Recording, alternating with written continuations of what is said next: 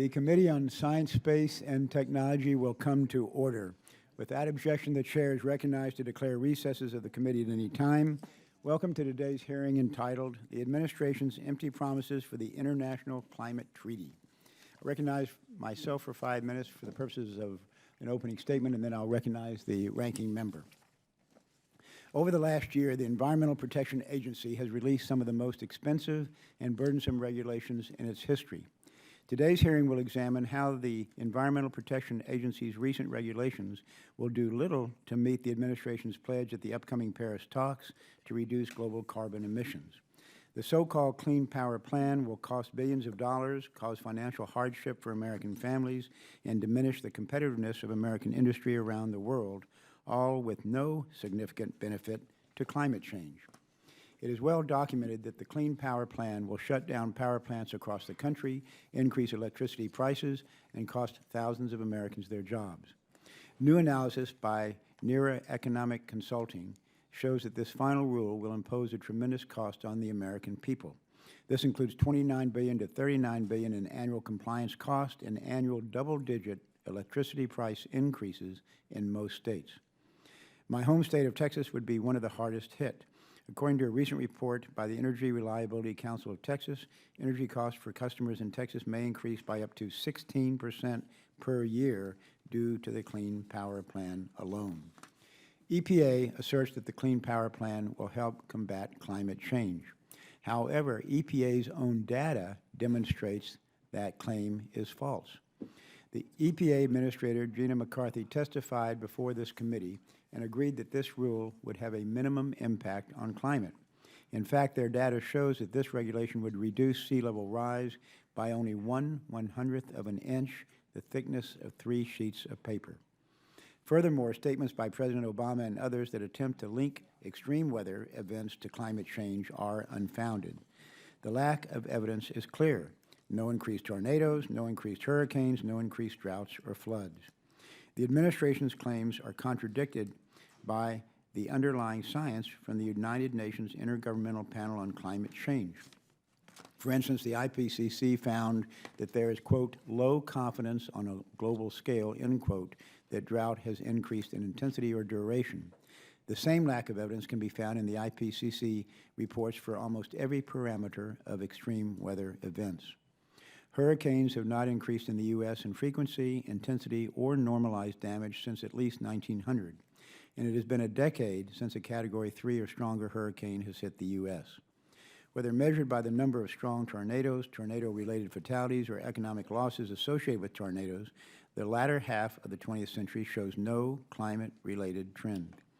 Scientific American recently stated that the link between climate change and extreme weather is merely an opinion.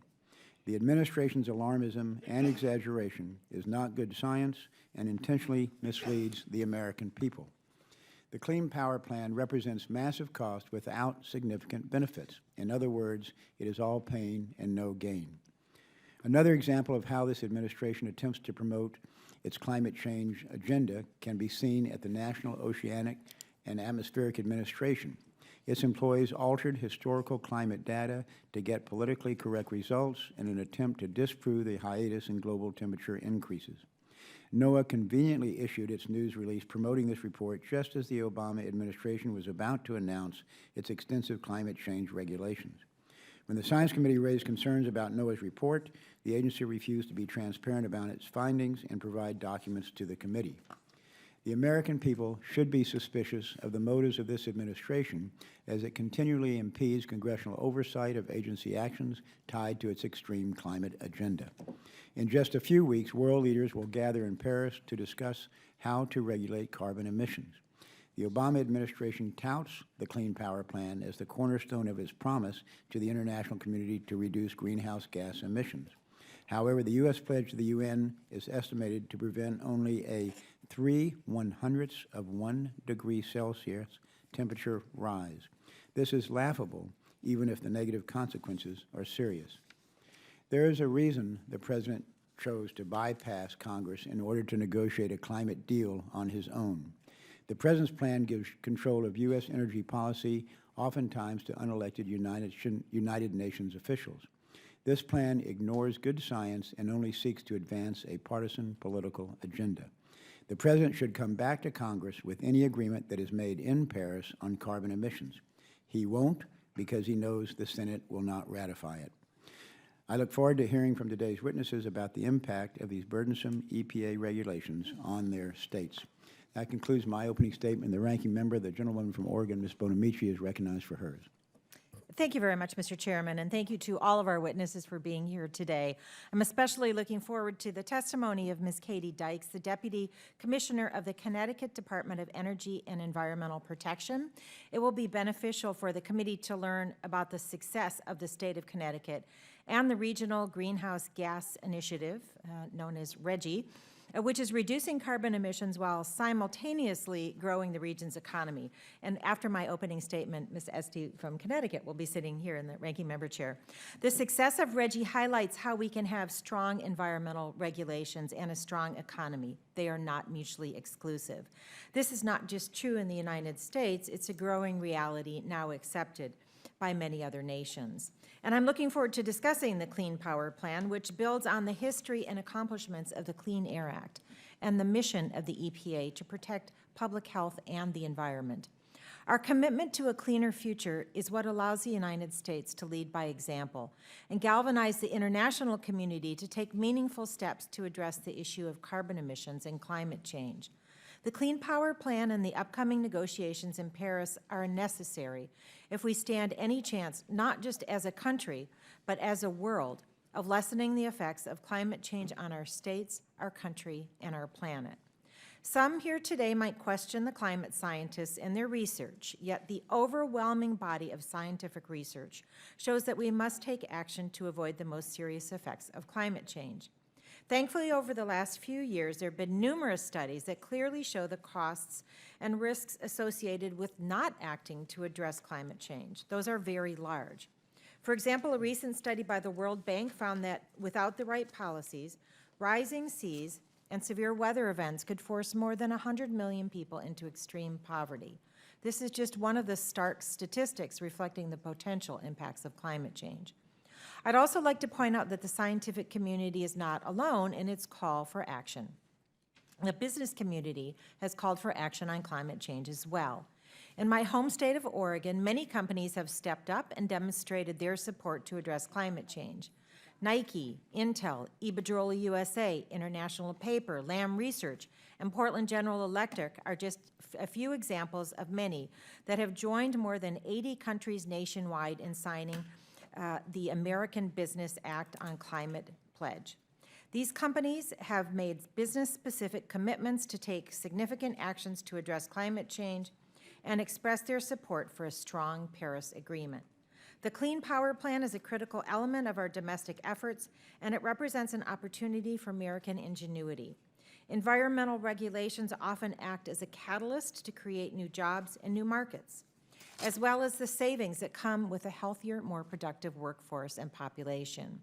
In 2012, the Department of Commerce estimated that the American environmental technologies industry generated approximately $312 billion in revenues with a global market of more than $800 billion, employing nearly 1.7 million Americans and supporting 60,000 small businesses.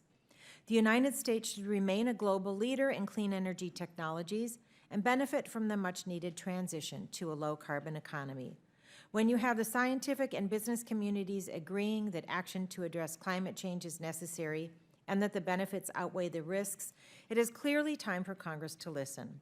I'm hopeful that with the United States' leadership and commitment, the UN climate negotiations will result in meaningful actions to address our biggest environmental challenge. Thank you, Mr. Chairman, and again, thank you to our witnesses for being here this morning. I look forward to all of your testimony, and I yield back the balance of my time. Thank you, Ms. Bonamici. Let me introduce our witnesses. And our first witness today is Dr. Ann Smith, Senior Vice President and Environment Practice Co-Chair for NERA Economic Consulting. Dr. Smith is an expert in environmental policy assessment and corporate compliance strategy planning.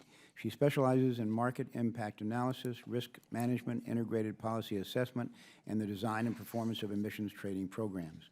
Dr. Smith previously served as an economist in the Office of Policy Planning and Evaluation at the EPA. Dr. Smith received her bachelor's degree in economics from Duke University and her master's and PhD from Stanford. Our second witness is Mr. Bill Magness, General Counsel and Senior Vice President for Governance, Risk, and Compliance for the Electric Reliability Council of Texas, or ERCOT. Mr. Magness has worked on utility issues for more than 20 years and has served as lead counsel in utility commission proceedings in 16 states. In addition, he served as a federal prosecutor early in his career. Mr. Magness received his bachelor's degree from the University of Texas and his law degree from the University of Pennsylvania. I now recognize the gentlewoman from Connecticut, Ms. Esty, to introduce our next witness, Ms. Katie Dykes, Deputy Commissioner for the Connecticut Department of Energy and Environmental Protection and Chair of the Regional Greenhouse Gas Initiative. I hope I didn't use up too much of your introduction by mentioning that, but the gentlewoman from Connecticut is recognized.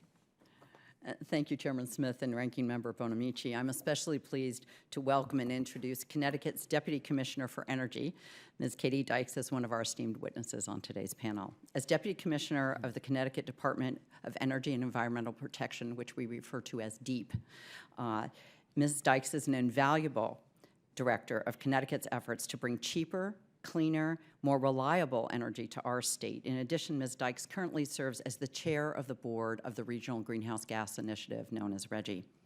Connecticut is proving, as one of the laboratories of the states in the Jacksonian, Jeffersonian model, that we can protect the environment, reduce emissions, and sustain and support a strong economy.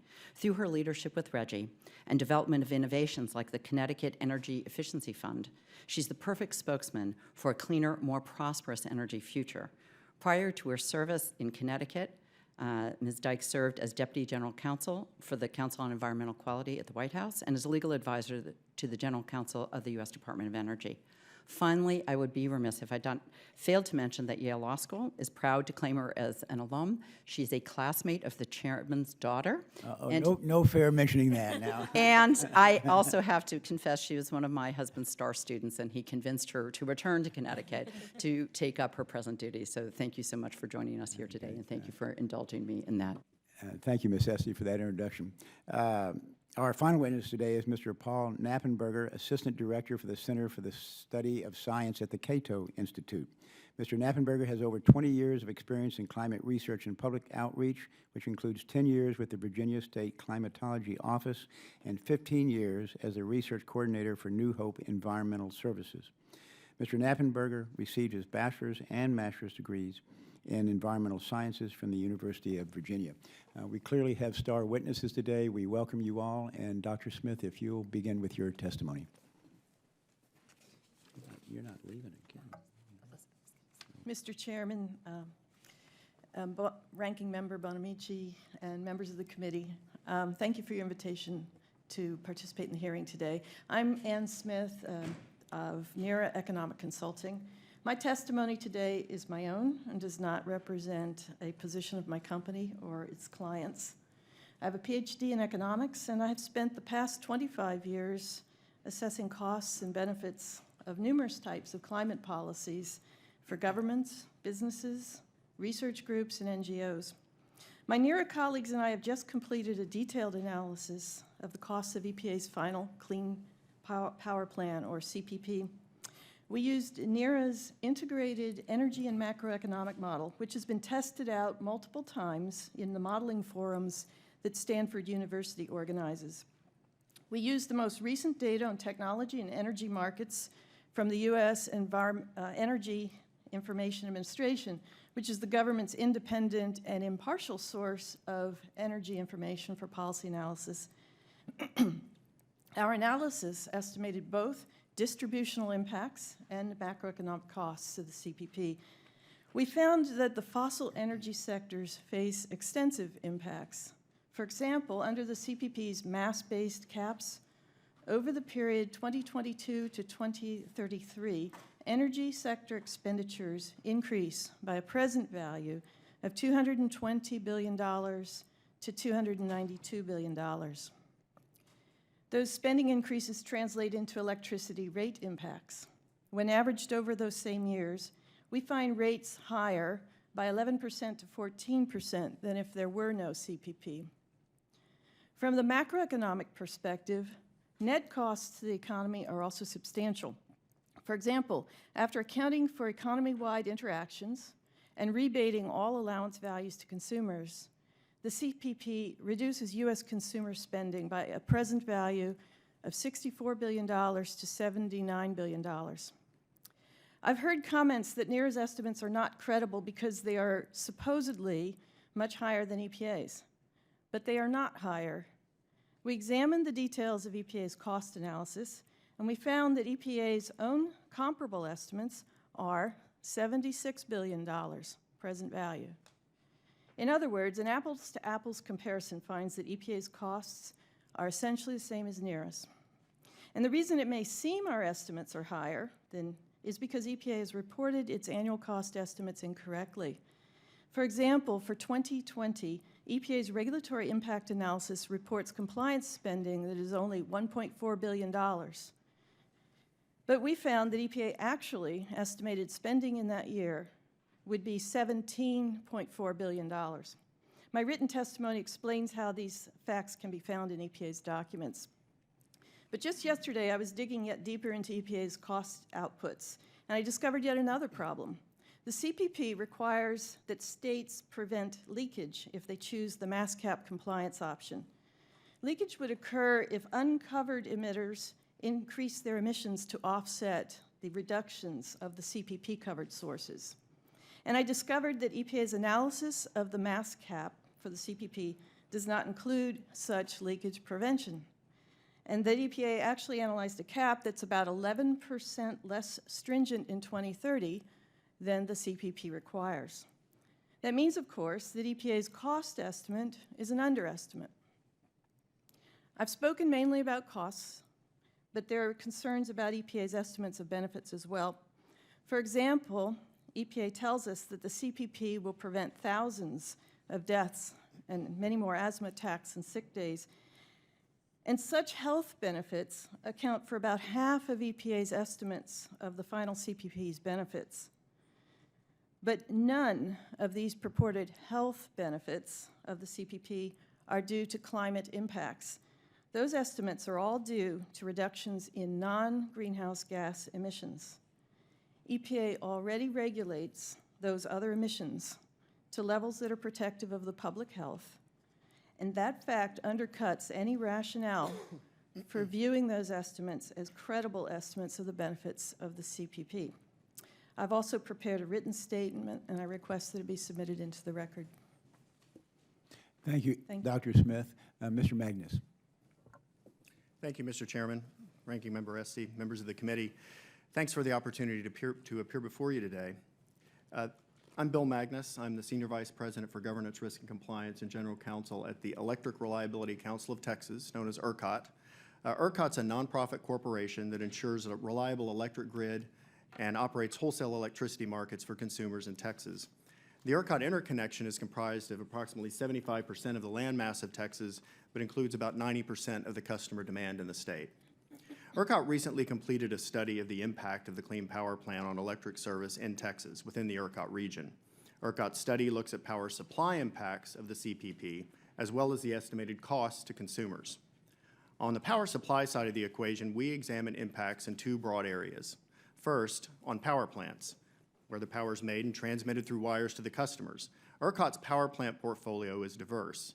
Of the energy used in ERCOT in 2014, 41% of it came from natural gas units, 36% from coal units, 11% from nuclear, and 10% from wind and other renewable resources.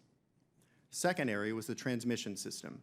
This is the complex system of wires, towers, transformers, and associated infrastructure that carry electricity between power plants and to the local utilities for delivery to customers.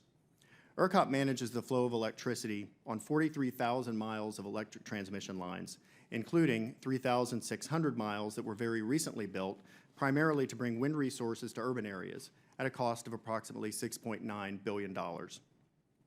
On the consumer cost side, in ERCOT, our customer base is also very diverse. On the hottest day in the summer, ERCOT power demand comes from approximately 50% residential customers, and then 25% small commercial customers, and 25% large commercial and industrial customers. On a more mild day like today, ERCOT's demand comes from 40% of the demand in ERCOT is for large commercial and industrial customers. This is because there is a large commercial and industrial base in our region which continues to show growth, as well as population inflows continue to show growth in Texas, so we continue to have increased demand for electricity in the state. When we reviewed cost to customers based on the CPP, we examined wholesale and retail costs that customers can expect to experience in the future.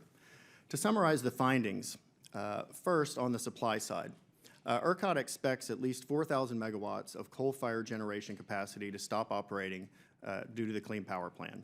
That's roughly 25% of ERCOT's coal fleet, approximately 6% of our total generation capacity. Compliance with the CPP would also require a dramatic increase in reliance on renewable resources on the ERCOT grid. ERCOT and Texas are already #1 in wind production in the United States and would rank 6th if Texas were measured against other nations. To put that growth in perspective, wind power generated 36 terawatt hours of electricity in ERCOT in 2014. That's with more wind production on our grid than exists in any other state. Our modeling shows the CPP requirements would demand that new renewables would be needed to produce 95 terawatt hours by 2030, which would be a remarkable increase. Now, ERCOT, because of the large amount of renewables on our system, has been a leader in the integration of renewable resources on electric grids, but the penetration rates contemplated by the CPP will pose challenges. In electric systems, supply and demand have to be perfectly balanced at all times within very small tolerances. Power supply that can be dispatched by operators, that can be controlled by operators, has traditionally provided a reliable way to keep frequency in balance. Power supply that cannot be dispatched must be operated in a different way and poses unique challenges that now exist on our grid and others. Our study showed that at times it may be very difficult to meet the CPP's emissions targets while maintaining the amount of dispatchable power that we need to maintain reliability, to keep things in balance. On the transmission issues, the transmission system moves powers from power suppliers to consumers, but it also relies on injections of power to keep it stable. Our model results show overloads on hundreds of miles of transmission lines within ERCOT, and if we need to do transmission projects to remedy that, those projects cost between $1 million and $3 million per mile, and in ERCOT take approximately 5 years from the beginning of planning to the completion of construction. So for large infrastructure projects that would be needed to address the retirement of power plants, there is a very long lead time and a lot of expense involved. Finally, on the cost side, as noted, our study showed a 16% increase in compliance costs from Clean Power Plan, but that does not increase the additional infrastructure spending and transmission costs that I noted in the testimony. Thank you. Thank you, Mr. Magness, and Ms. Dykes. Thank you, Chairman. Thank you, Chairman Smith and Ranking Member Esty, and other members of the committee for inviting me to testify today. Climate change threatens Connecticut's energy system, its families, and its businesses, and I'm proud to be here to tell you that our state has made a commitment to combat climate change and to share with you some of the successes that we've already achieved in our state in doing so. We know that a well-designed program can achieve cost-effective pollution reduction while supporting local economies. We know this because the Regional Greenhouse Gas Initiative, or RGGI, has proven it. The RGGI states have demonstrated the successful reduction of carbon pollution while maintaining grid reliability, creating jobs, and reinvesting in strategic energy and consumer benefit programs. As a RGGI state, Connecticut stands with 8 other states in New England and the Mid-Atlantic region, representing 16% of the U.S. economy and $2.4 trillion in gross domestic product. Together, through our commitments to the RGGI program, we've achieved already the goals that the Clean Power Plan is setting out to put us on track to achieve. Thanks to the early adoption of climate change mitigation policies, investment in energy efficiency, and our leadership in the transition to a clean energy economy, we do not anticipate any difficulty in meeting the Clean Power Plan compliance timelines. Over the last decade, carbon pollution in the RGGI region has decreased by over 40%, while our regional economy has grown by 8%. And during that time, we've maintained reliability, increased employment, and made a transition to a clean energy economy. Independent reports by the analysis group have concluded that RGGI has created billions of dollars of net economic value for families and businesses in our region and created tens of thousands of new job years in our member states. Investments funded by RGGI proceeds are advancing grid reliability goals in the region through energy efficiency, peak demand reduction, and other strategic programs. Experts agree that multi-state programs such as RGGI are the most cost-effective way to achieve Clean Power Plan targets. Multi-state programs align with the regional nature of the grid. They allow for a simple, transparent, and verifiable tracking and compliance system, and they foster regional cooperation. The Clean Power Plan supports multi-state cooperation as a compliance pathway, and I'm really proud to be here and excited to share with you some of the lessons that we've learned in implementing this program over the past several years, which we know has generated a lot of interest from other states and also from compliance entities as a model for states to pursue to assist them in achieving very highly cost-effective compliance with the Clean Power Plan. And I look forward to talking with you about that today. Thank you, Ms. Dykes, and Mr. Knappenberger. Well, good morning, Chairman Smith and Ranking Member Esty and the other distinguished members of the committee. I thank you for the opportunity to testify this morning. I'm Paul Knappenberger, Assistant Director of the Center for the Study of Science at the Cato Institute, a nonprofit, nonpartisan public policy research institute located here in Washington, and Cato is my sole source of employment income. Before I begin my testimony, I would like to make clear that my comments are solely my own and do not represent any official position of the Cato Institute. For the past 25 years or so, I've conducted research on climate and climate change, including working to quantify potential human influences upon it. So let me begin by saying that climate change is real, and it results from both human and natural factors.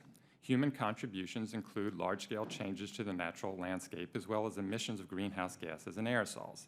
Natural influences include internal oscillations, such as El Niño, that's going to make this year especially warm, and external influences, such as the variations in solar activity.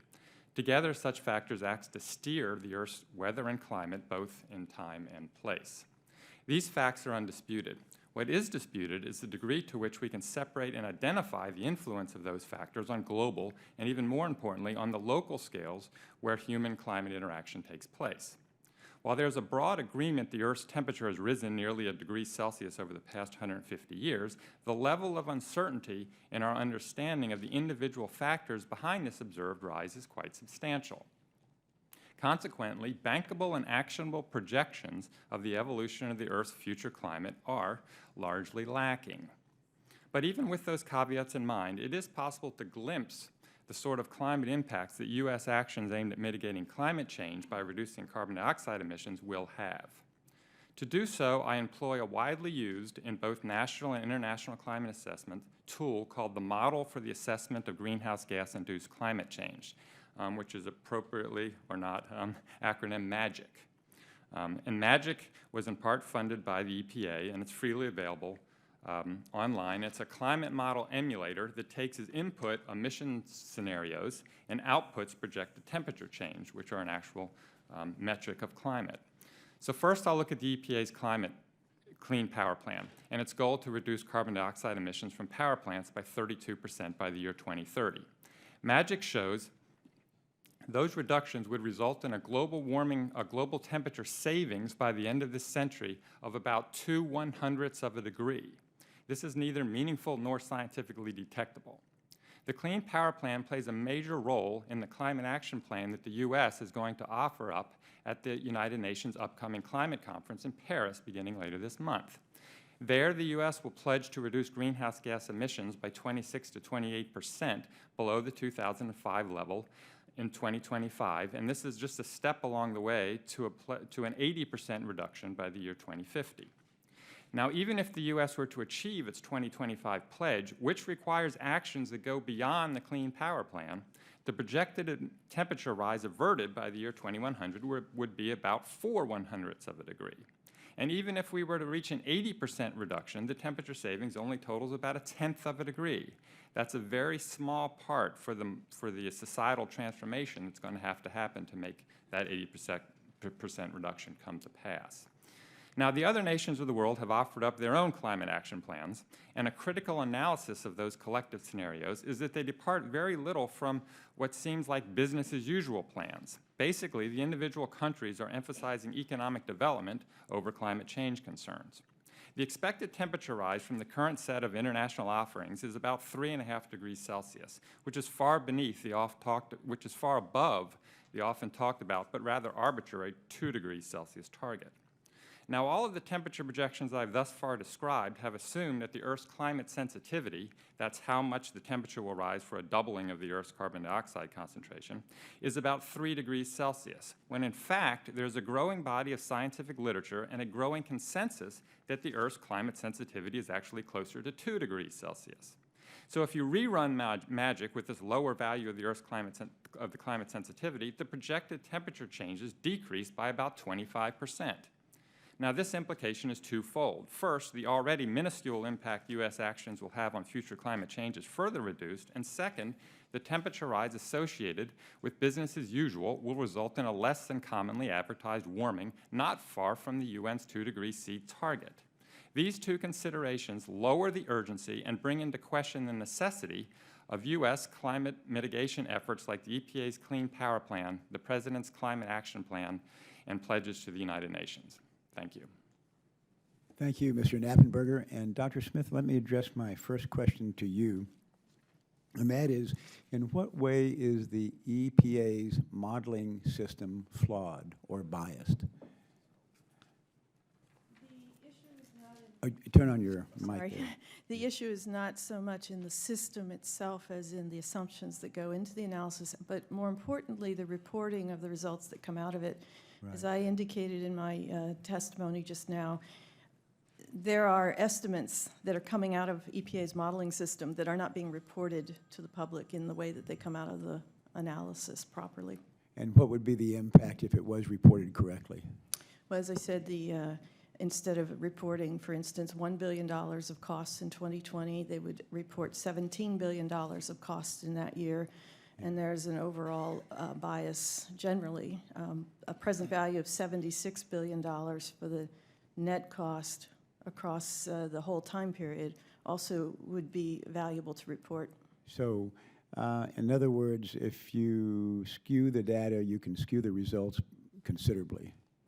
That's certainly true. Okay, thank you, Dr. Smith. And Mr. Magness, you addressed this in your testimony as well, but if you can, maybe give us a specific summary of what will states save, if anything, as a result of the Clean Power Plan, and more, I guess I'd say the reverse. What is the cost to the states, and also what is the cost to consumers, if you can be specific?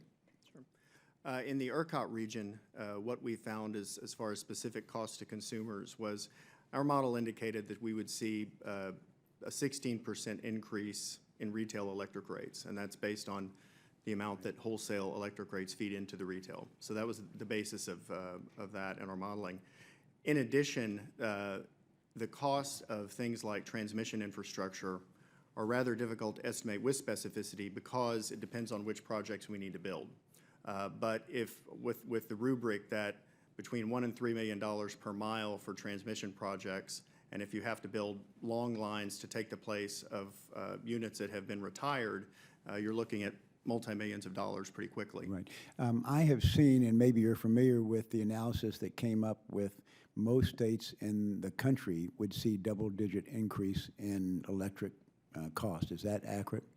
We've seen data that suggests that, and it's consistent with what we found in the ERCOT. Was it 40 states? I can't recall how many, but it was over a majority. I've seen reports indicating that's Roughly about the 40 right number. states have 10% or more increase in electricity costs as a result of this plan, which arguably has no significant impact on climate change. Is that right? We've seen that data, Okay. yes, sir. Thank you, Mr. Magness. And then, Mr. Knappenberger, what impact will EPA's Clean Power Plan have on Earth's climate, if any?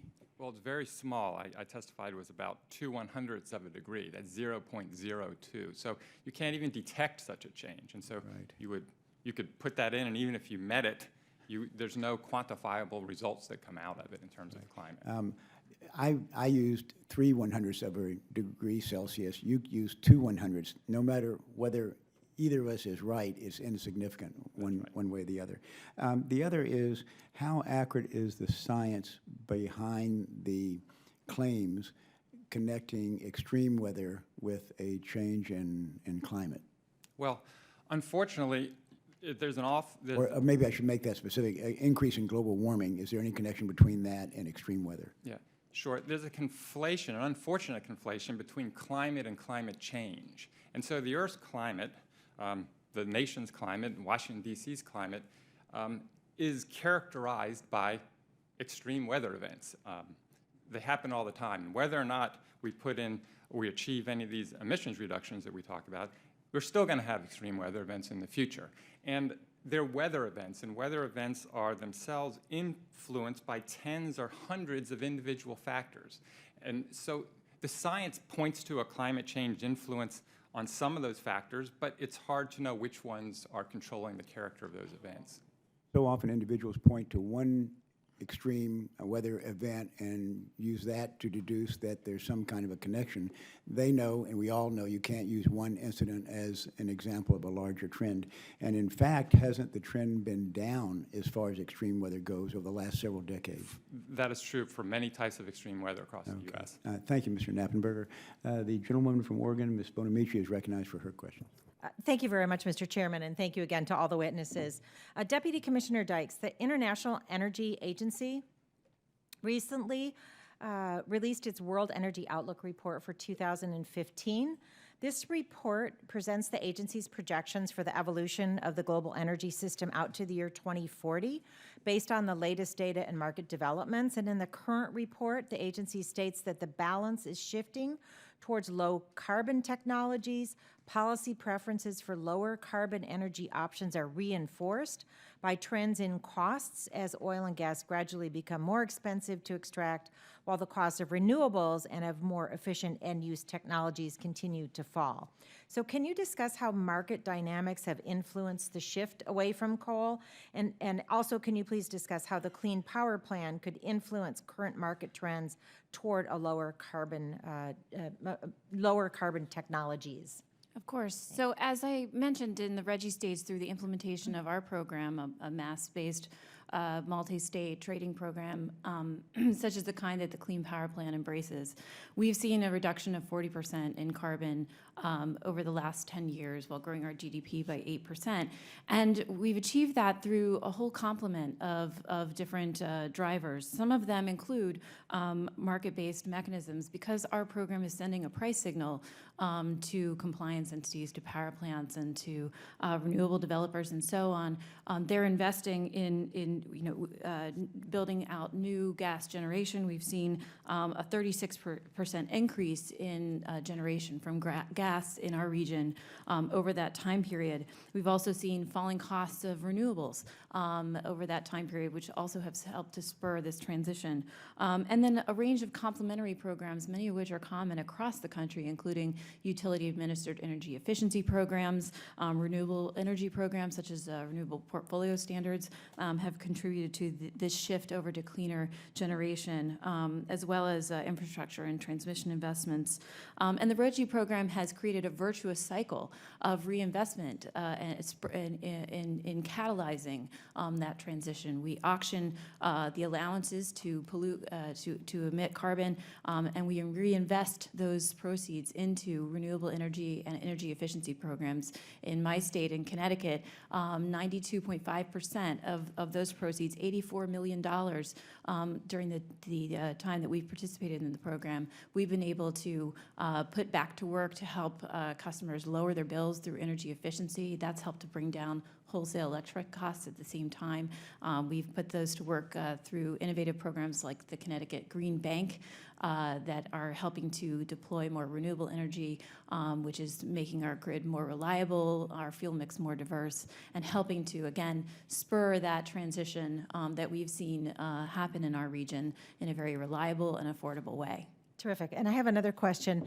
Opponents of the administration's efforts to address climate change often say that even if the U.S. meets the goals of the Clean Power Plan, it would have a minimal effect on climate change, in part because emissions from other countries like China and India might overtake any cuts we're able to make, and regardless, any cuts by the U.S. would be a proverbial drop in the global carbon bucket anyway. But they're missing some important pieces of the strategy of the U.S. and its partners. How do you perceive the Clean Power Plan improving the U.S., the credibility, leverage, and influence of our country in negotiations to achieve an international agreement to reduce global greenhouse emissions at the Climate Change Conference in Paris?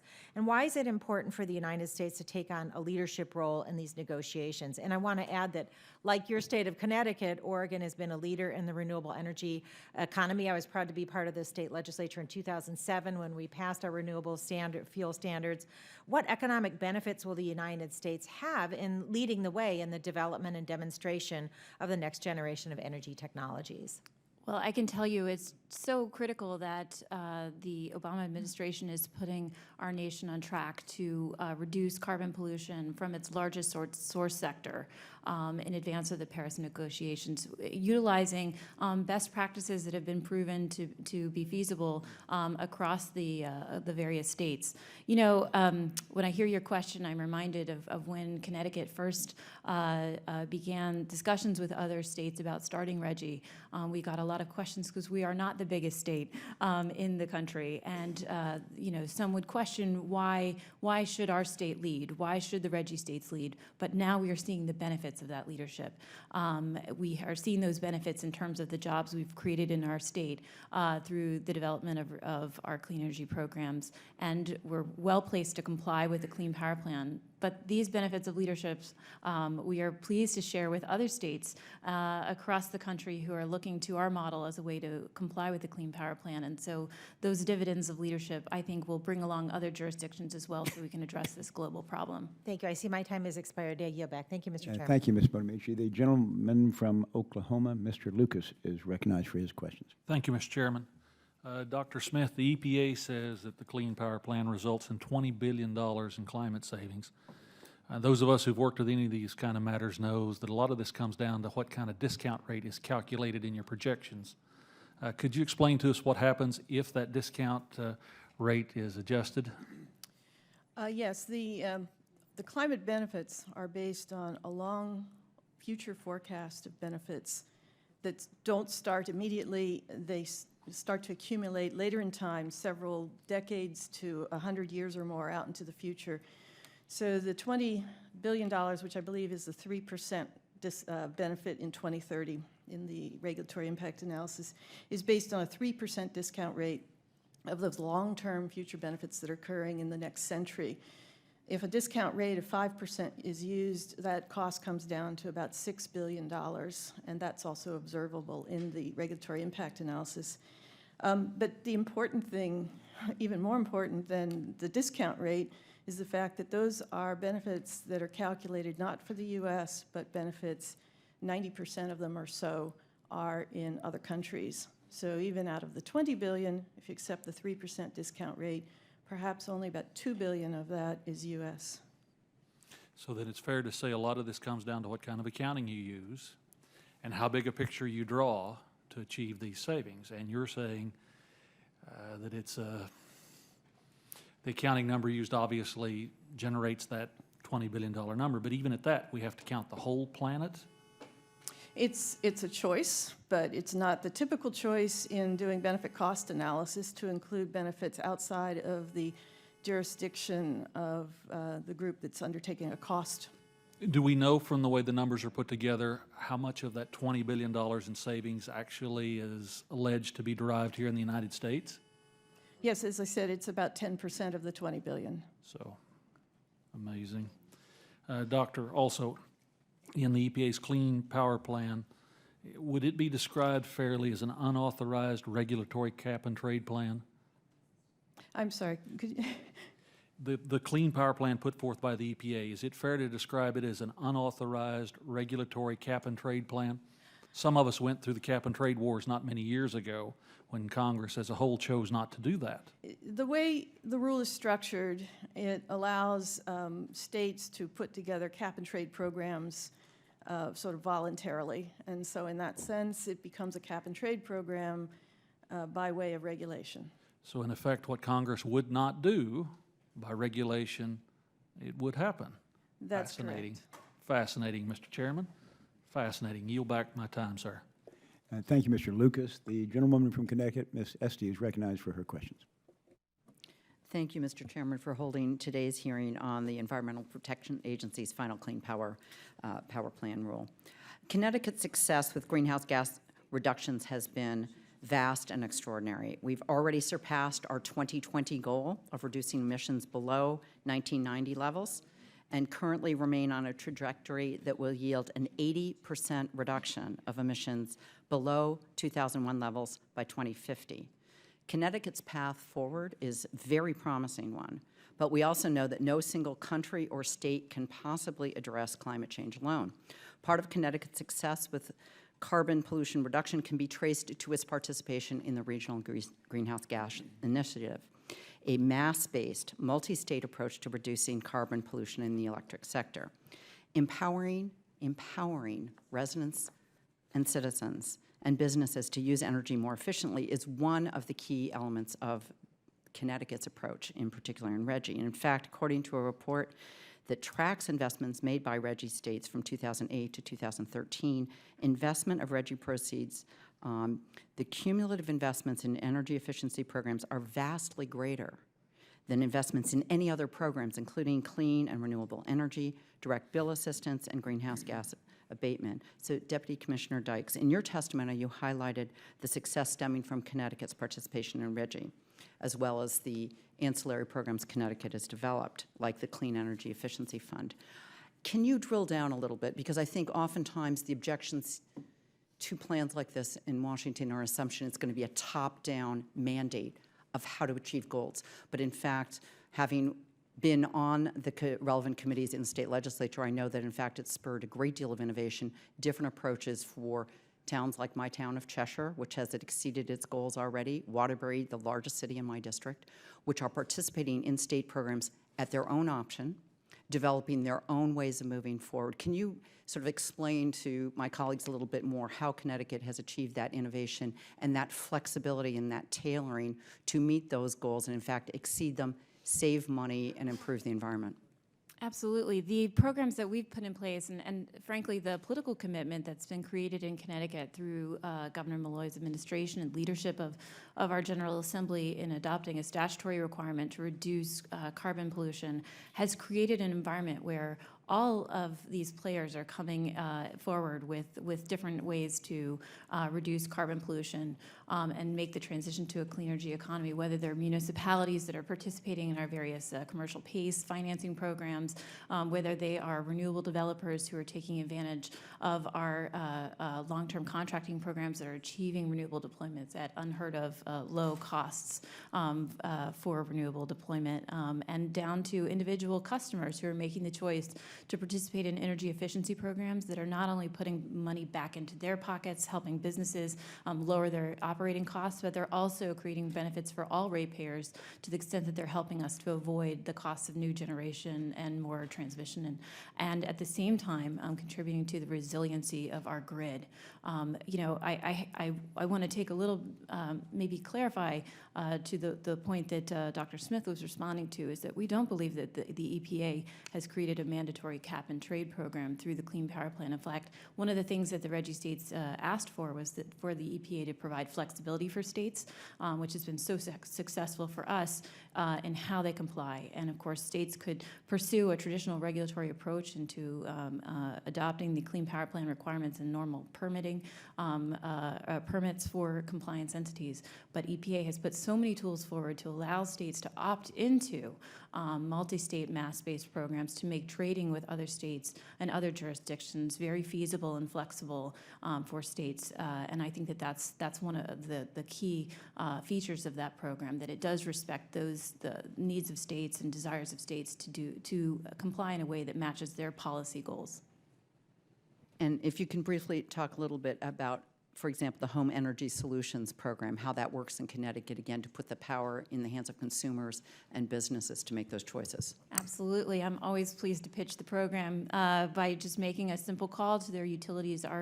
Our residents in Connecticut can receive hundreds of dollars worth of energy-saving upgrades for their homes, which helps them feel more comfortable, reduce drafts, change out their lighting, and we see tens of thousands of Connecticut residents taking advantage of this, especially low-income families and businesses who spend a lot of their budget on energy efficiency or on electricity. Thank you very much. Thank you, Ms. Estee. The gentleman from Alabama, Mr. Brooks, is recognized. Thank you, Mr. Chairman. Will the Clean Power Plan have any discernible, i.e. statistical, measurable, and attributable impact on global temperature as a result of its implementation? If so, what will that impact be, and how was that impact determined? And that's for whomever would like to answer that question. Well, I've attempted to quantify the impact of that, and it's very small. The Clean Power Plan is only goes after U.S. power plant emissions, which are only part of the U.S. economy, which are only part of the world emissions. So it is that drop in the bucket of global emissions, and as a result, the resulting climate impact of achieving the plan is extremely small. Would extremely small be synonymous with negligible? Yes, I would say that's correct. Ms. Dykes, do you have a similar or different opinion? Well, again, I would say from the Connecticut experience, the programs that we've put in place, our participation in RGGI, you could say, while we've achieved significant reductions, 40% over the last 10 years, that's only one step towards what the globe will need to do in order to have a meaningful impact on reducing carbon emissions. But it is so critical that everyone make these steps because it is a global pollutant. And so, the leadership that we show by compliance with the Clean Power Plan, I think, sets a model and paves the way for other states, other countries to take action as well. Well, let's worry about the United States for a moment. What kind of impact does this plan, the Clean Power Plan, have on the world situation? Well, the United States is a major emitter of greenhouse gases. The Clean Power Plan will achieve up to 32% emissions reductions from the electric sector, which is our largest source sector. So I think it's going to have a very meaningful impact in U.S. leadership in carbon reductions. Do you have any way of quantifying what the Clean Power Plan's impact would be on total global emissions? Some kind of percentage? I know that that's available from the EPA, and we see that, we think that this leadership is really necessary and overdue. Mr. Magness, do you have an opinion? Sir, as the grid operator in Texas, we haven't examined or modeled the global impacts I think that you're referencing. So I think certainly some of the concerns Mr. Knappenberger raised have been raised by our state leadership, but we haven't modeled those in our particular study. Dr. Smith, are there public health impacts when people lose their jobs and have lower incomes? And did the EPA take those into consideration in its rulemaking for the Clean Power Plan, in your judgment? There are impacts when people's spending power is reduced, and this regulation is projected to reduce spending power.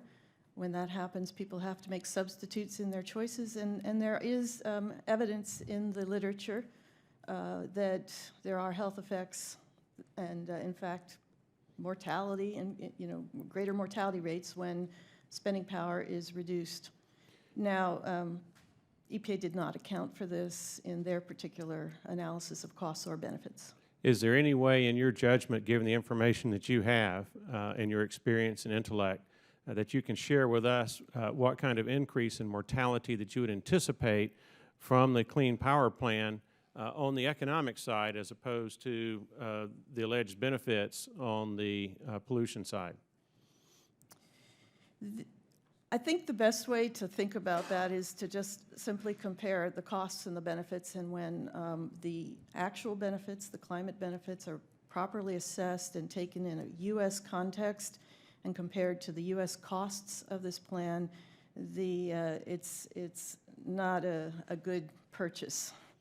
Another question, Dr. Smith. How can EPA claim economic benefits from a rule that will increase consumers' electricity prices, decrease electricity reliability, and shut down affordable energy sources like coal-fired power plants? Again, the issue is these actions have costs, and costs have consequences. And when the costs are taken into consideration, they're quite substantial, and they could create harm that's imminent and current in return for potential estimated benefits that are far in the future and appear on a U.S. basis to be less. Thank you, Dr. Smith. I see my time is about to expire. Mr. Chairman, I yield back the remainder. Thank you, Mr. Brooks. And the gentlewoman from Maryland, Ms. Edwards, is recognized. Thank you very much, Mr. Chairman, and thank you to the witnesses as well. You know, I just want to point out a couple of things. One, we've had about 40 years, 4 decades of experience that shows that the Clean Power Plan, in fact, will not cost jobs and it won't take down the economy. Actually, to the contrary, on balance, the regulations have spurred innovation and created economic opportunity. I think we heard Ms. Dykes speak to that. The cost of inaction, in fact, on climate change far outweigh the costs of action. And I think that we can see that when you look at this last October, which will sets us on pace for this year of being the warmest record temperatures that we have seen on record since 2014. But prior to that, actually back into the 1880s, pre-industrial times. And so there's great cost to us not doing anything. EPA is also, as Ms. Dykes has pointed out, is in fact meeting its statutory obligation to protect our public health and our environment.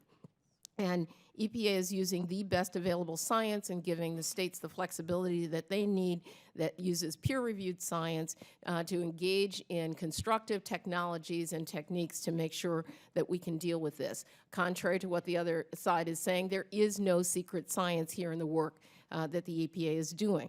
There seems to be one of the arguments that, and we've heard it on this panel today, that somehow it's the greenhouse gas emissions reductions are so minimal that we shouldn't do anything about that. But I would point out that if we were to just go to the 2025 levels with the reductions targets that have been set in place, then in fact we would reduce our carbon emissions by about 20%.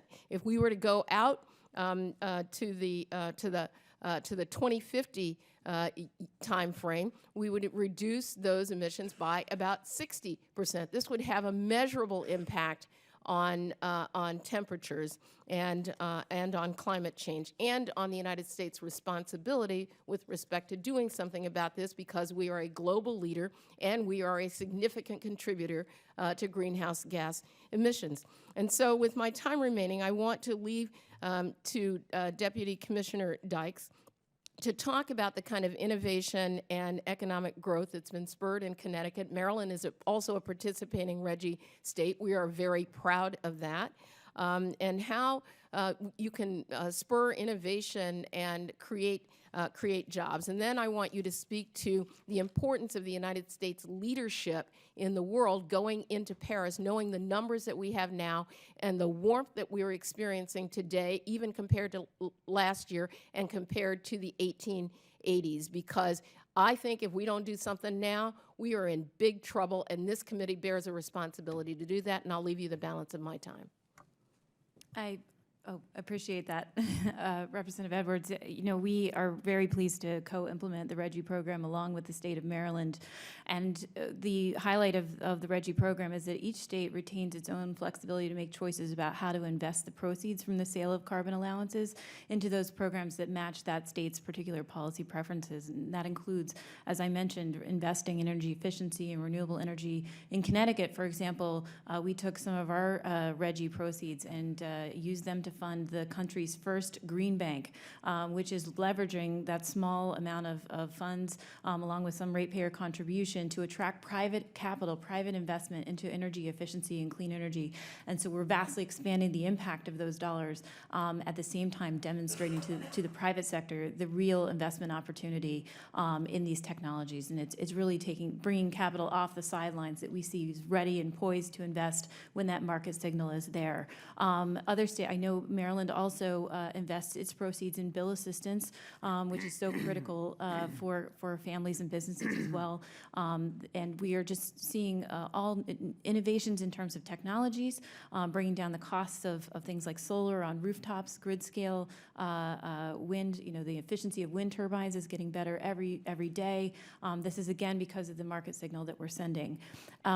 We have, I think, through the independent report that was done by the analysis group, they've reviewed our program twice now and confirmed that although there are very modest impacts to bills as a result of the cost of generators purchasing allowances, those are more than overcome for by billions of dollars of net economic benefit that accrues because of these reinvestment and efficiency energy savings programs and renewable programs from RGGI.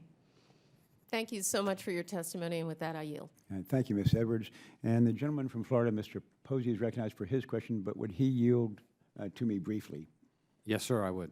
I just want to make sure that the record reflects a couple of facts about the alleged claim that 2014 was the hottest year on record. If you read the footnote to that temperature, you find out that the NASA scientists say they were only 38% sure that that was accurate, less than 50-50. Furthermore, the alleged increase in temperature was so small that it was within the margin of error over previous years. So I just want to make sure that people understand and put that in perspective. And thank the gentleman for yielding, and he continues to be recognized. Thank you, Mr. Chairman. As I've learned well from the other side, some people have a tremendously good grasp of the small picture here.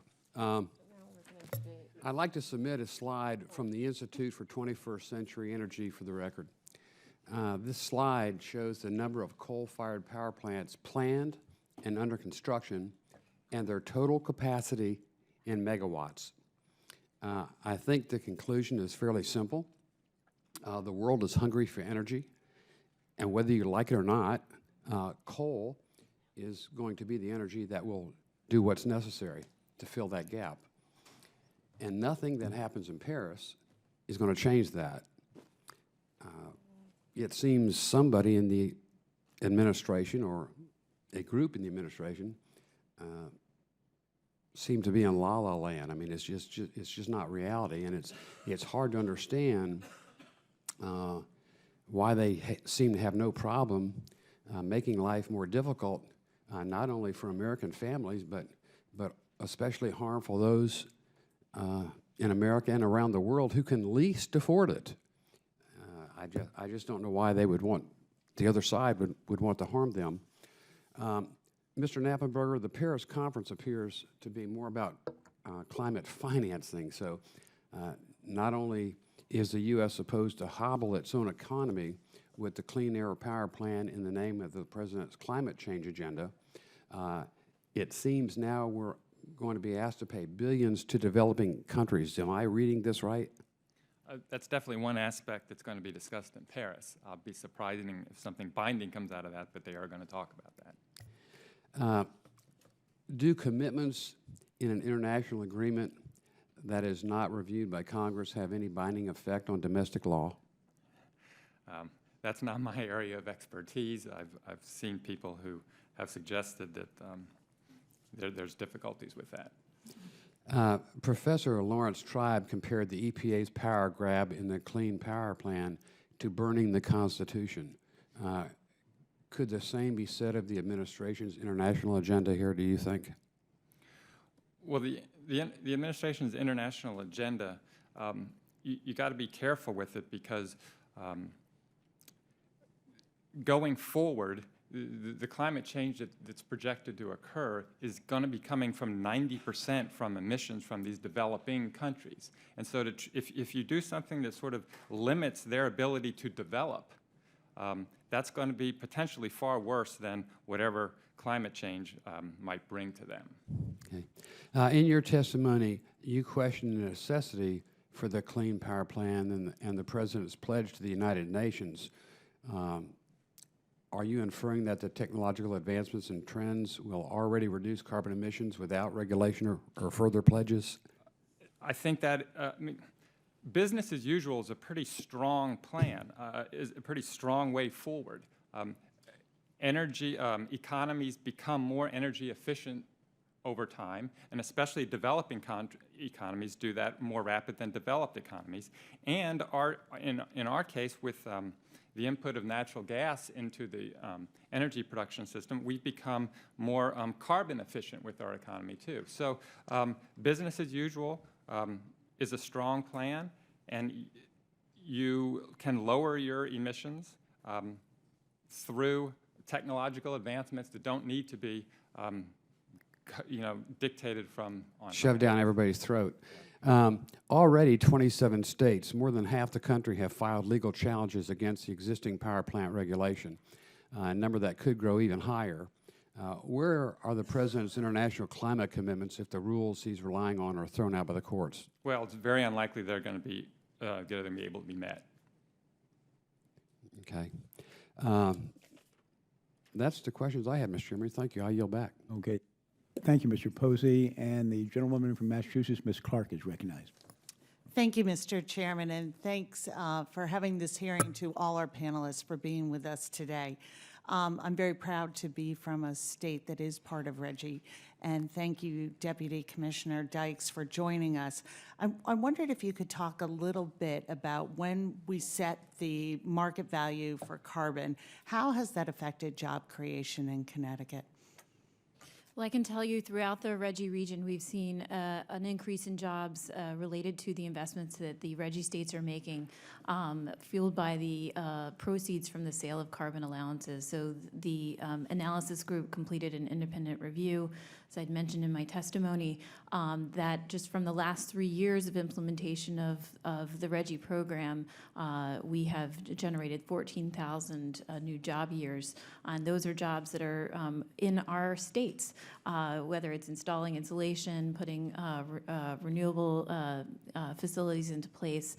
We're keeping dollars in our states, growing our own economies instead of exporting those dollars out of our region to pay for fossil fuels. Could you also go into a little more detail about the role of energy efficiency in the success of RGGI?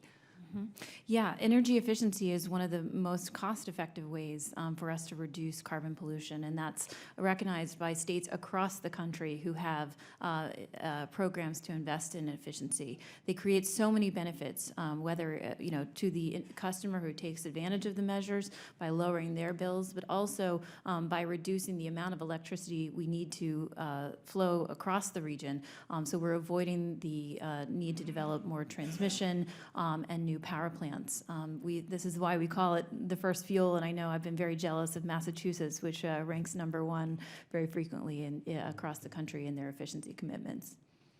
And could you talk a little bit, you mentioned before about the grid and how this has helped, and this is a huge concern, sort of the infrastructure of our electric grid across the country. Could you talk a little bit more about the impact of RGGI on your grid stability? Of course, states have a long, and regional transmission organizations have a long history of factoring environmental compliance into the reliable operation of the grid, including capacity planning. We see the investments that we're making in renewables and energy efficiency helping to improve the resiliency and the reliability of our grid.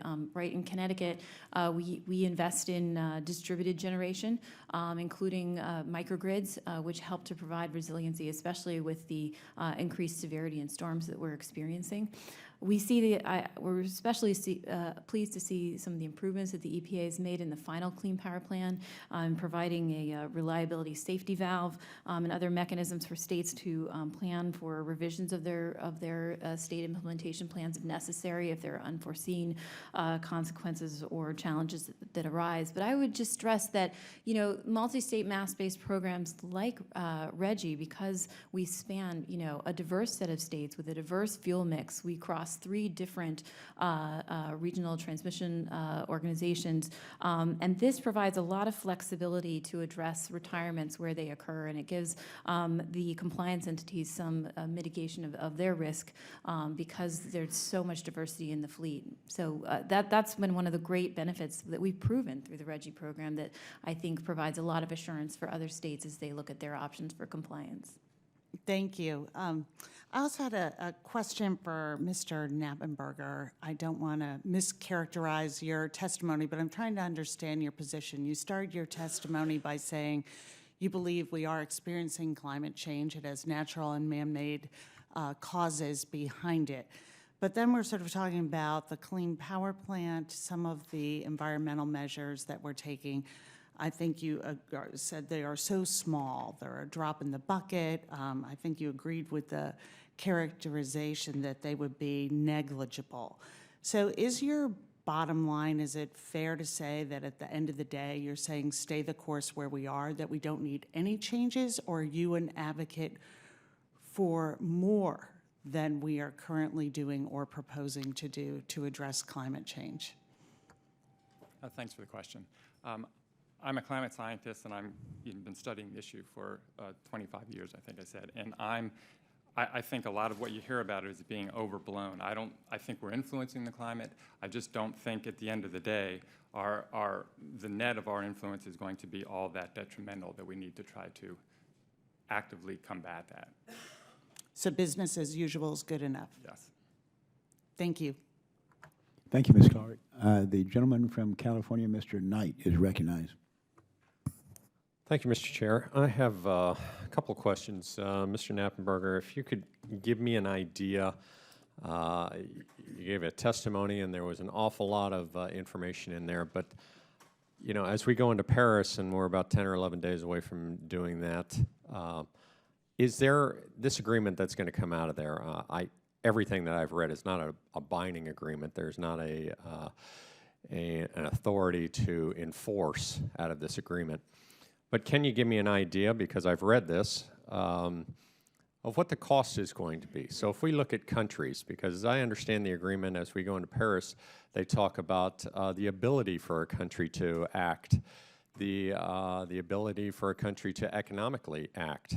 And some of these countries have no ability to act on this, even though they will be working into an agreement. So can you give me an idea, just an opinion of what America will be going through as opposed to other countries on kind of a cost basis economically as we move forward with this unbinding agreement?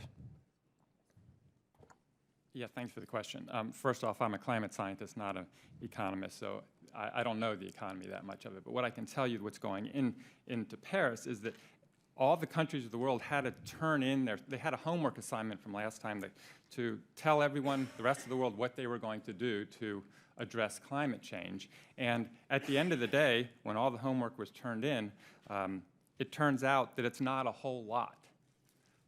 It's not much different from business as usual, and so it doesn't really impact the direction the climate was going in anyway.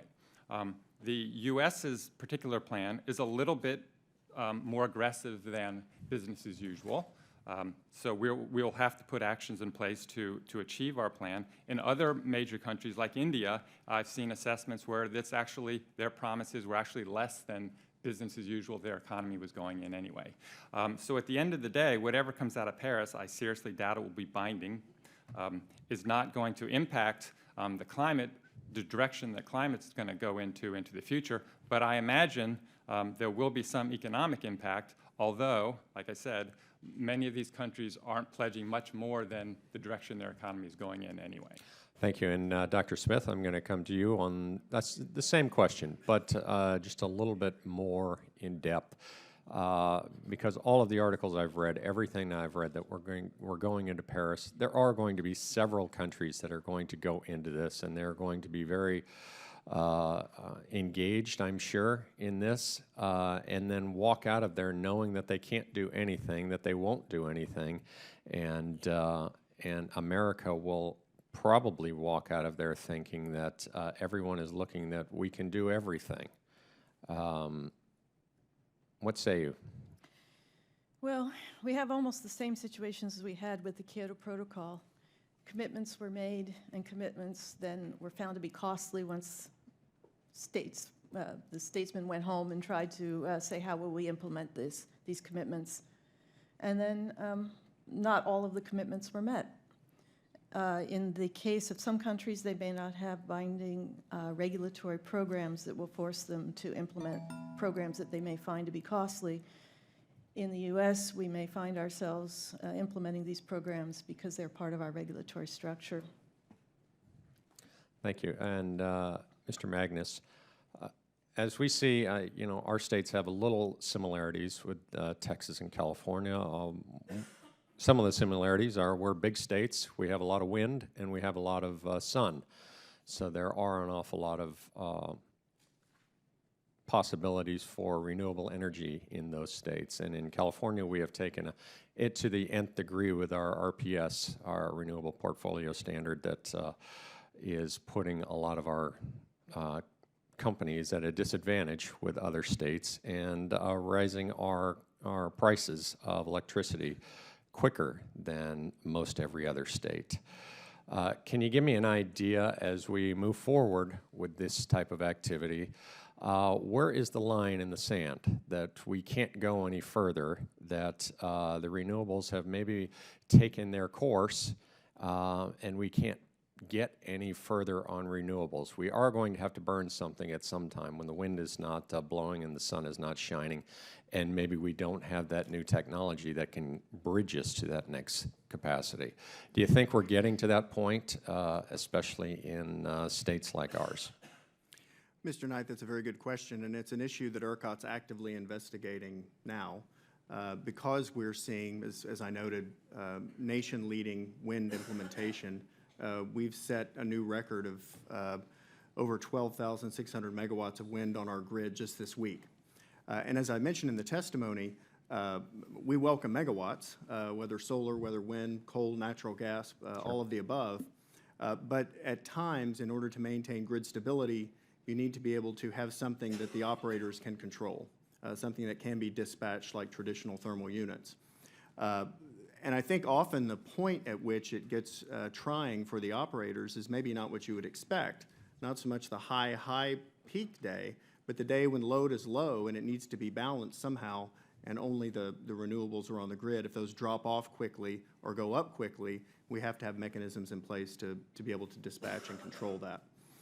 What we've seen in ERCOT is the market construct that our legislature created in 1999, which is a deregulatory approach, has driven more wind into our state than we've seen anywhere else. It is also beginning to drive more solar investment in our state, but we've maintained a large base of gas, of coal, of nuclear resources that allow us to keep the grid balanced. And it is that balance that we need at some level in order to continue to operate reliably into the future. Thank you very much, and I appreciate the time. Mr. Chair, I yield back. Thank you, Mr. Knight. The gentleman from Texas, Mr. Babin, is recognized for his question. Thank you, Mr. Chairman. And I'd like to ask Mr. Magness a few questions. Being a congressman from Texas, I represent the 36th district in southeast Texas, and 63% of our power is coming from coal-fired plants. So we have a great interest in the Clean Power Plan. But how will the Clean Power Plan affect average electricity consumers in our state? Mr. Magness. Mr. Babin, I'd say in two ways based on our studies. One is our study found that the cost of energy we would expect to increase by up to 16% going out into the implementation period. So just on that basis alone, you'd see that sort of increase. Yeah. Then in addition, for example, in Texas, we recently spent $6.9 billion investing in new transmission primarily to bring renewable energy that's in the rural west part of Texas into the cities and into East Texas. So those costs all have to be recovered from end user customers as well. When we have to buy reliability services that are not just the energy coming out of the plant, but something in addition to keep the system stable, those costs will increase as we have to face that situation more. Okay. So all of those costs in our market ultimately roll down to the end user consumer. I got you. Okay, and then second, Texas leads the nation in wind power. But EPA projects in Building Block 3 of the final rule that over 100 terawatt hours of renewable generation will be added in ERCOT by 2030, in addition to what exists today. Given ERCOT's experience with integrating renewables, is that a realistic estimate? Well, it's an enormous increase in what we're seeing. We currently, in 2014, saw 36 terawatt hours on our system, and this is setting wind penetration records for the nation frequently. Right. So the idea of taking that up to 100 is an enormous reach to add to a system that's already doing a whole lot with renewables. Okay. And then the Clean Power Plan is just one part of the EPA's regulatory onslaught against Texas and other states. The EPA looks at the rule in isolation, but does Texas face a cumulative impact from this and other recent EPA rules? Yes, and the one I would cite to you most specifically is there's a regional haze program that EPA manages. We're facing a federal implementation plan on the regional haze rules that could drive out coal-fired units much more quickly than the Clean Power Plan. So we may be seeing, but part of the, as you mentioned, the cumulative impact is if you might make the investment as a unit owner to comply with regional haze, you might not make that investment as you look over the horizon. There's an increasing number of investments that would be required, and it may make it a harder decision to keep those units available while we're building the transmission and taking the other steps we need to meet the time when they're gone. Okay. And EPA says compliance with the Clean Power Plan will not start until 2022.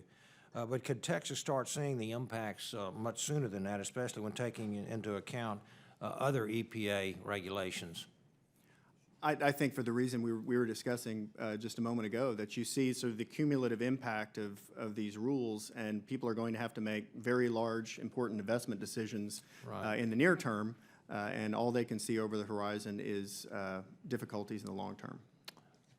Last question. ERCOT's analysis of the impacts of the Clean Power Plan state that though EPA made a number of modifications in the final rule, the most impactful for the stringency of the limits for Texas is EPA's shift to a uniform national approach for setting the standards in the final rule rather than the state-by-state approach used in the proposal, as EPA provided state regulators with a significant degree of flexibility in determining how to comply with the Clean Power Plan, and why is a uniform approach a particular concern to Texas?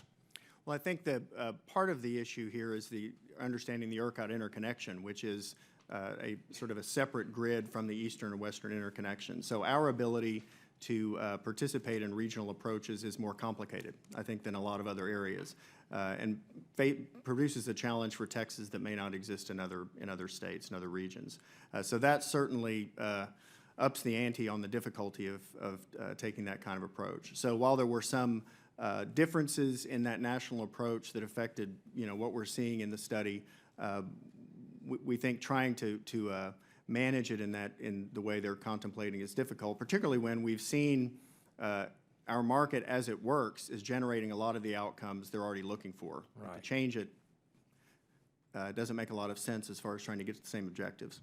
Anyway, thank you, Mr. Magness, and I'd also like to thank all the other witnesses. We appreciate you coming today, and without that, I'll yield back the balance of my time, which is 0. Thank you, Mr. Babin. And the gentleman from Louisiana, Mr. Abraham, is recognized.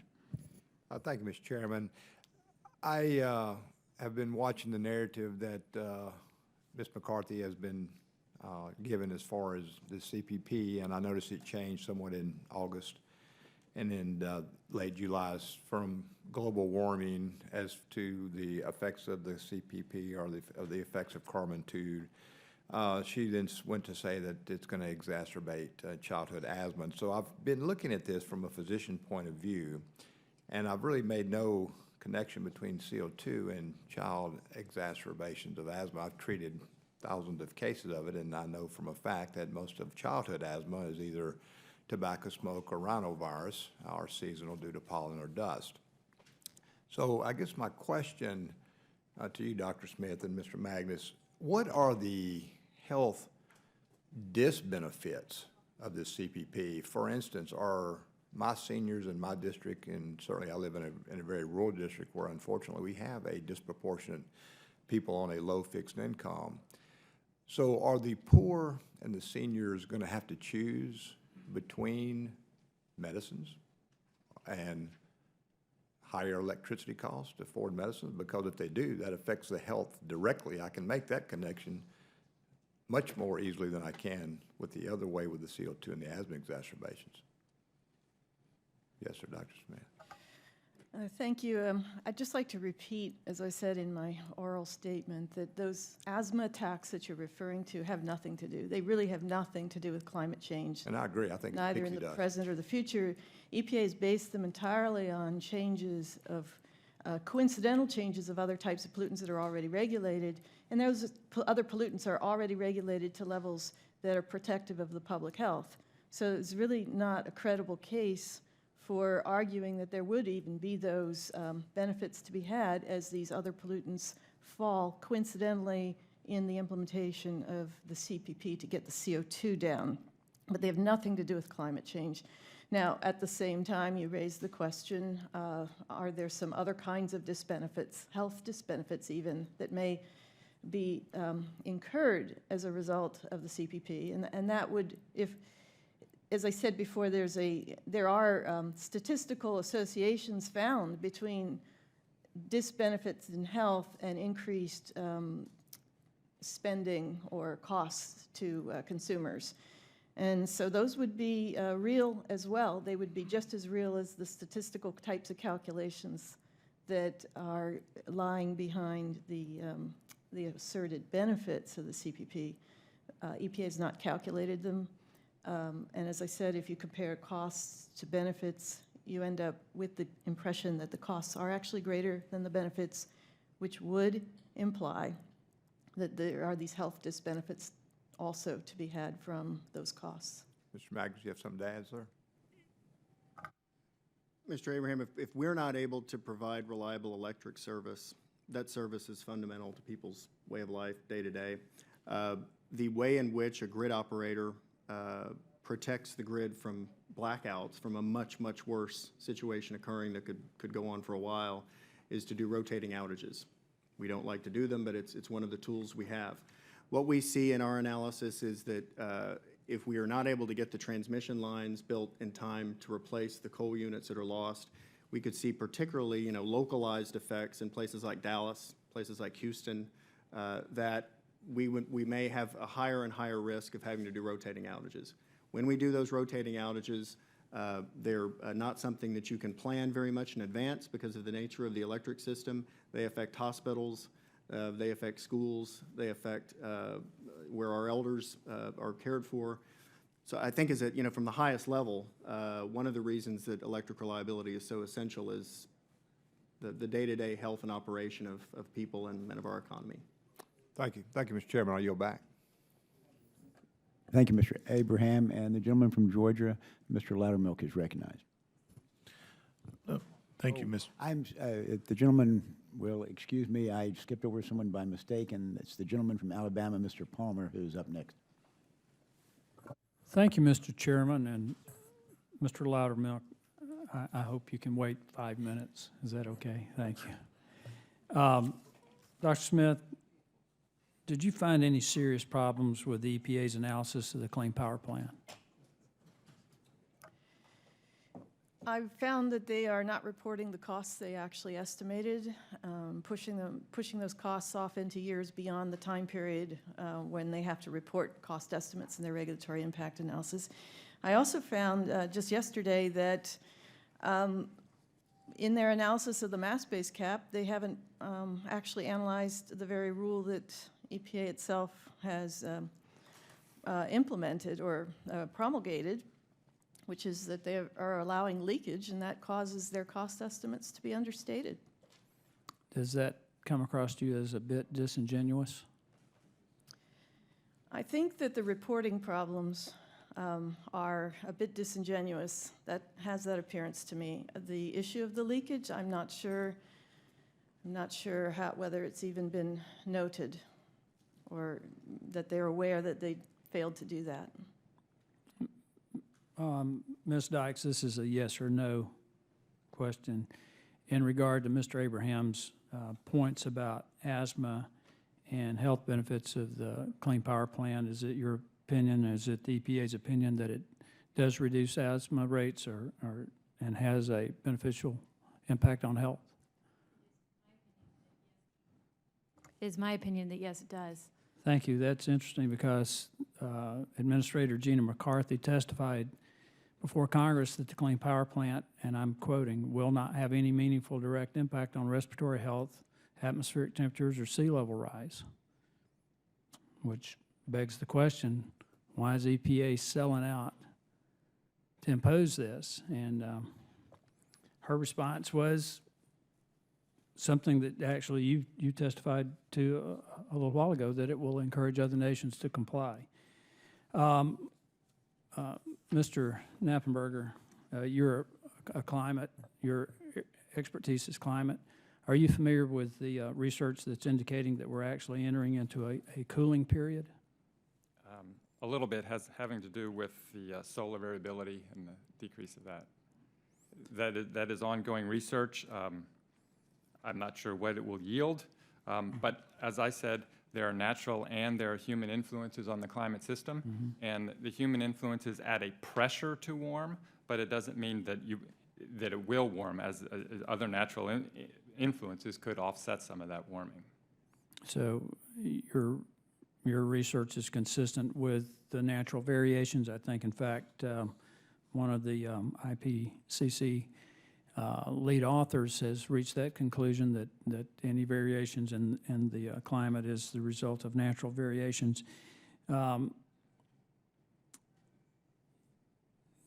I also want to address this issue of the cost, and it's interesting that we've had a couple of members testify about the benefits in their states, and I just would like to point out, Mr. Chairman, that for Connecticut, they have the highest household energy cost in the country.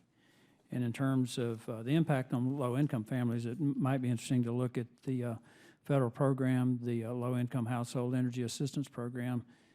Connecticut's getting $72 million a year. That's what your appropriations would be for 2016, and Massachusetts $133 million.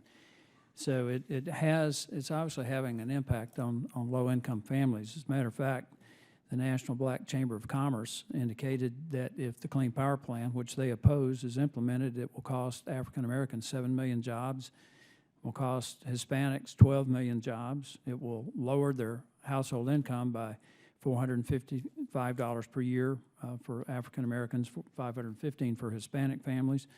They estimate that the African American poverty rate will go up 23%. The Hispanic poverty rate will go up 26%. Dr. Smith, is this in any way consistent with some of the things that you're finding? In our analysis, we have the RGGI region meeting. In our base case meeting, it's RGGI caps, and the costs, basically those costs that you're describing, are embedded in our base case, and they don't even get captured into our cost analysis because we take those as already incurred.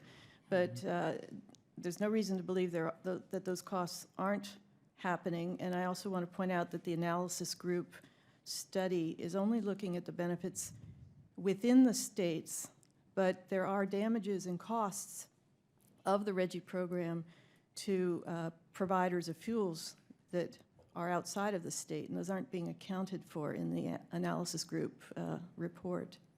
Mr. Chairman, in wrapping up my point here, you have the administrator of the EPA admitting that it has little to no health benefit, little to no benefit in climate change. It seems like it's a massive public relations program, but really seems like it's a political program. I yield back. Yeah. Thank you, Mr. Palmer. And now the gentleman from Georgia. Mr. Loudermilk is recognized. Thank you, Mr. Chairman, and also to my friend from Alabama. That isn't the first time that Alabama's beat Georgia this year. I'll just bring that up. So,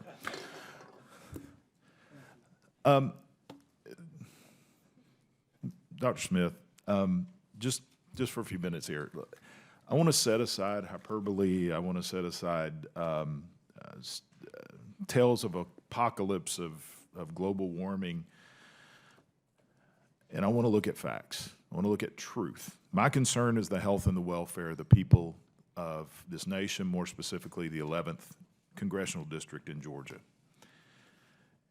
I've looked a lot into this, and you may say I want to look at the real impact over-regulation by the government is having on the health, the welfare of the people of this nation. I've testified here before of what I have seen as going throughout the state of Georgia. Let me lay it out to you. Because of overtaxation and overregulation, many textile mills and other manufacturers that once dotted the landscape throughout Georgia that provided employment for generations of families. You had sometimes 3 generations of families working either in the factory or in a supporting business in a small community, a thriving small community in Georgia. Those plants are now sitting empty because of the regulations that government has imposed upon them, because those manufacturers have moved their operations overseas. Not because of the cost of labor, but because of the hidden cost of overregulation and taxation. As you go into those neighborhoods, you go into those communities, you experience low-income families struggling to get by, and you find poverty-stricken families. Their health is deteriorated. Disease is higher. Their living conditions are deplorable. Since this administration has gone on a rampage to even further destroy economic advancement in this nation, we have seen that we're trying to come back, but every time the economy tries to recover, we see more regulation coming down the pipe. We've already closed coal-fired plants in Georgia, costing 700 jobs of hardworking individuals because of regulation. Now I read what's going to happen here. We already have some of the highest cost of electricity in Georgia. I have one of the largest coal-fired plants in the nation, 10 miles from my home. It is one of the cleanest. They have exceeded the standards that the EPA has already put out there, but now they're told they have to, even with a greater percentage, they can't get there because they're already employing the best technology out there. It is a very clean operated coal-fired plant. They can't get there. It is going to shut down, costing another 2,000 jobs. We will see more of this poverty continue. When you look at the average American family is already paying $15,000 in hidden regulatory taxes, that causes them to have to take other means to get by. As we're going to see another 17%, as according to your report, a 17% estimated increase in the cost of electricity, I guarantee you families will supplement that electricity in the cold months by burning alternate fuel in their homes, in their fireplaces. It happens every year. Every time we have a price increase, there are more home fires, there are more people burning, and I can imagine, and I've had others testify, that burning wood in a fireplace creates more carbon into the atmosphere than the footprint of a coal-fired plant does for that home. But we know through studies that that increases asthma. The reason Gina McCarthy testified that pollution isn't a contributor to asthma, because it isn't. The World Health Organization says there's not even a clear link. But indoor air pollution is. So my question, what are we going to see on a national scale if CPP is implemented on the impact of the economy and the average working family in this nation? The costs that I've been reporting and estimating are average costs across the whole average consumer, and they're substantial in their own right, but regulations are regressive. The costs of regulations, especially regulations on energy, are regressive in their impact, and that's what you've been describing. And there's no question that people, if they have a hard time meeting their electricity bill are going to resort to sources of energy in their home, warming, that creates indoor air pollution, and there's no question that indoor air pollution is a bigger problem than outdoor air pollution at this time, especially open fires in homes. Okay, thank you. And, Mr. Chairman, I would love to continue on with this, but I see I'm out of time, so. If you have another question, feel free to. I would real quickly. Ms. Dykes, my question to you would be, are we prepared to handle the increased cases of disease, the health risks that this type of situation, I'm telling you, I'm dealing with facts, not studies that the EPA does that won't even give us the data on the studies. I'm not talking about scientific studies. You can study all day long. The facts are the reality of what's on the ground in my district, across the nation. When there is economic downturn, when there are people without jobs, poverty goes up, living conditions go down, you see pollution, you see unhealthy living conditions in the home, and health risks go up. Are we prepared as a nation to deal with the increase of the health that this downturn of this plan will give us? For what? 0.03% decrease in global temperature? Yeah, 2 or 3 hundredths of a. 3 hundredths, okay.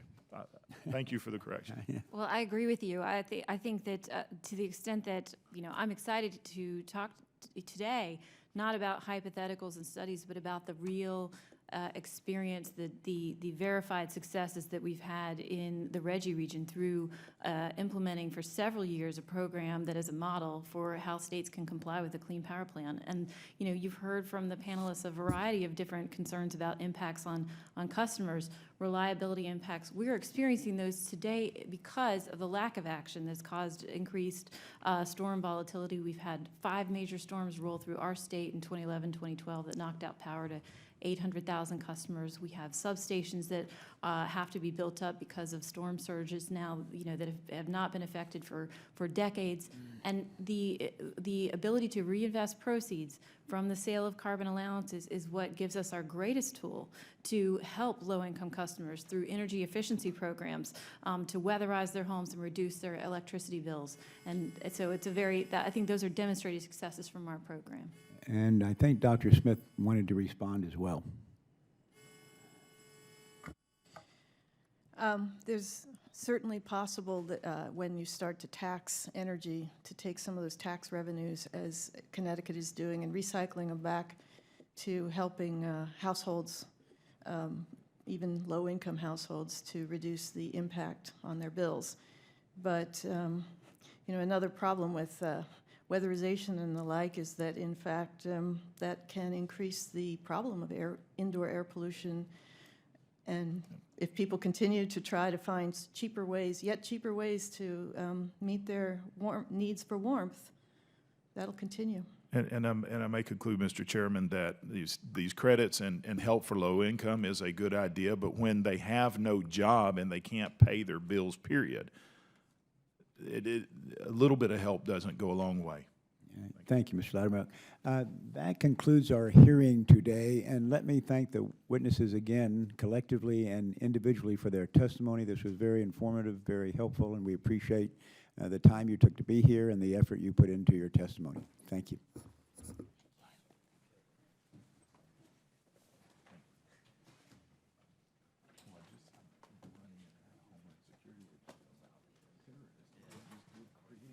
On our own people here. It's ridiculous.